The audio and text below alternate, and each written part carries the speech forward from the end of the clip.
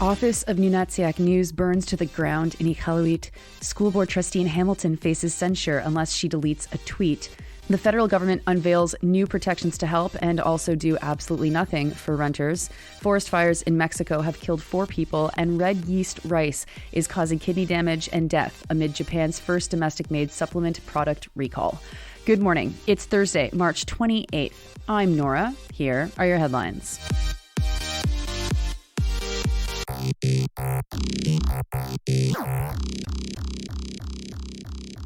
First to Iqaluit, where earlier this week, a fire devastated the building where Nunatsiaq News is located.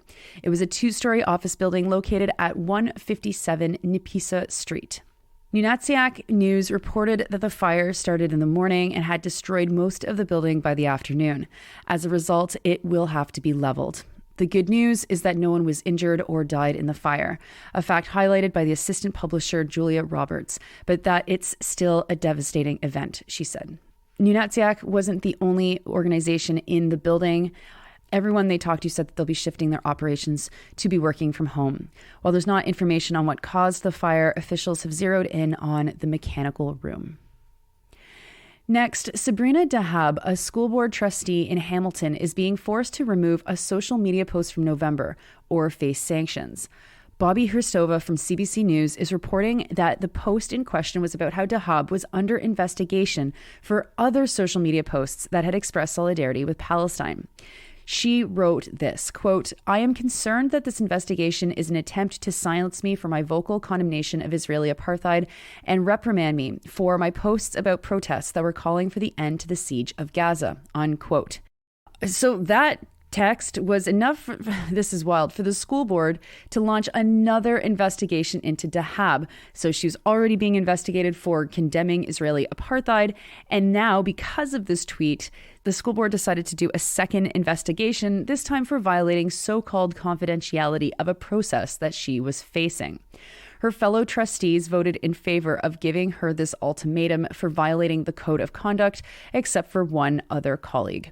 Vice chair of the board, Paul Tutt, said this, quote, "We want trustees to be able to speak their minds and share their views, but with that also comes upholding and respecting the processes and procedures and rules of the board in particular, as it relates to confidential and sensitive information," unquote. That's a fine argument when someone breaches someone else's privacy, but doesn't exactly hold water when it's about an individual saying that they themselves is facing an investigation. The sanctions would bar Dahab from, quote, "all private board and committee meetings," unquote.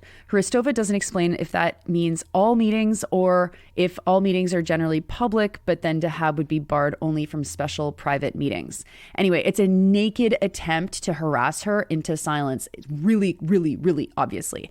If you don't allow someone to say, "Hey, everybody, I'm being investigated," that's the violation of the code of conduct. Give me a break. Solidarity, Sabrina. Good luck fighting this. And to the people of Hamilton, call your school trustees and tell them to stop goofing around.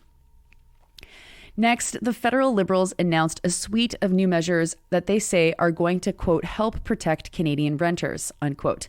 The reforms will also, quote, "make the playing field fairer for renters," unquote, reports Naomi Bargheil from Global News. I love announcements where you instantly are left with the impression that someone is lying to you. Well, they have managed to conceive of something so unhelpful to renters that it should at least make you laugh. They want to amend something that's called the Canadian Mortgage Charter to, man, get this, allow your rental payments to count towards your credit score. So if you always pay your rent on time, you might get a slight boost in your credit score, which will help you get a mortgage. Other than, the other big thing stopping people from getting a mortgage, which is the money to pay for the mortgage. Now, that's bad news, obviously, for folks who do pay their rents late from time to time. But there's no information about how that could work against a renter. It's just framed as being positive. Though don't worry, this isn't all. They will also be making available new funding for provincial legal aid organizations to target common renter problems like unfair rents, rent evictions, or, and for some reason Bargheil puts this one into quotes, quote unquote, bad landlords, as if that's a thing that can only be said in quotes as if it isn't something that is just a thing, that bad landlords don't exist. Bad landlords, they're a thing. You don't have to put those into scare quotes. Bad landlords are good landlords, actually may have to be put into scare quotes because that's a little more rare. Oh, anyway, did I mention how much money is going into this legal aid funding? $15 million. $15 million for all of Canada. This is a joke, folks. Now, there are some okay parts in the announcement, like creating a Bill of Rights that would, quote unquote, require landlords to admit how much a unit has been rented for in the past.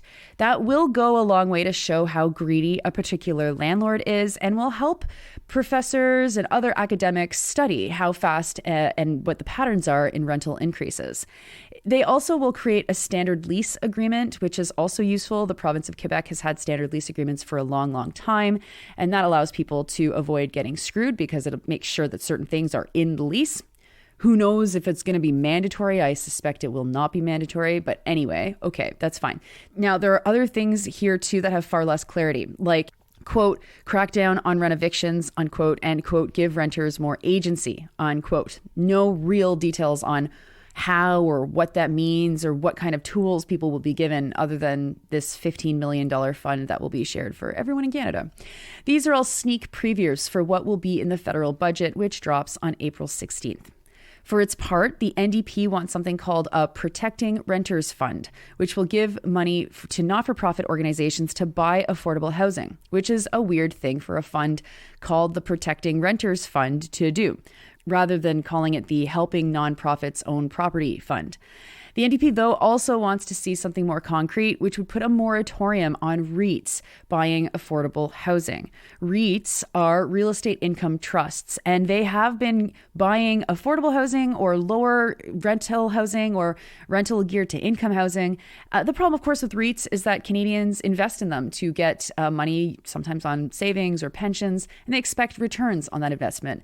And when the return has to be above 5%, well, guess what happens to the rents of the people who the REITs own? Next to international news, at least 4 people have been killed in wildfires in Mexico. Reuters is reporting that the deaths all came from Mexico State. Mexico currently has 116 active forest fires.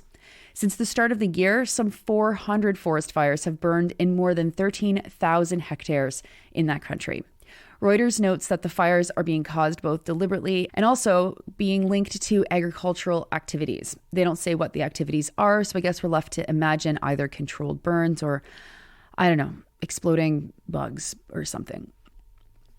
And finally, to Japan, where a health supplement is being blamed on killing 2 people and hospitalizing more than 100. The ingredient causing the trouble is called benikoji, or red yeast rice.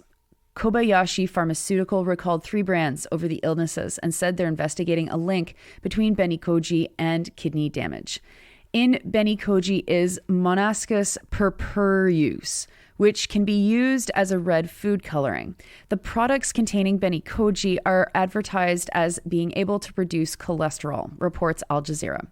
Lots of other products that have benikoji in them have also been recalled, including miso paste, crackers, and vinegar dressing. Benikoji has been shown in medical studies to lower cholesterol, but it depends on the chemical makeup of it because otherwise it can cause organ damage. Those are your headlines for Thursday, March 28th. I'm Nora. You're listening to this podcast at sandynora.com, on the Real News Network podcast feed, and anywhere you get your podcasts. You know, tomorrow's a holiday. I haven't decided if I'm going to give you a daily news episode for tomorrow. So you know what? We'll wait and see. But without a Sandy Nora coming out next week, maybe I will. I'm leaving the door open. If I don't come home at a good time tonight for my soccer team end of year dinner, I won't record it. So you'll know what's going on tomorrow morning if you don't hear from me. I am taking Monday off because it is also a holiday in Quebec. And so either talk to tomorrow or talk to Tuesday. Ooh, I can't wait to see. This is so exciting.